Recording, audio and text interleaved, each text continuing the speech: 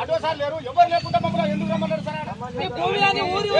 పల్లె మీద పోయే కాలువకు పెద్ద పెద్దలు పోయి ఈ పెద్ద పెద్ద కాపులు పోయి అటు నుంచి మన కేశవరం నుంచి తిప్పిరు.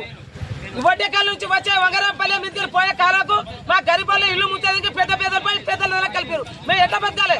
ఉన్న భూమి పోయినాక నాకు కాలువ నీళ్ళు వద్దు, కాలువ వద్దు. మాకు 2 ఎకరాల భూమి ఎంత పోతుంది?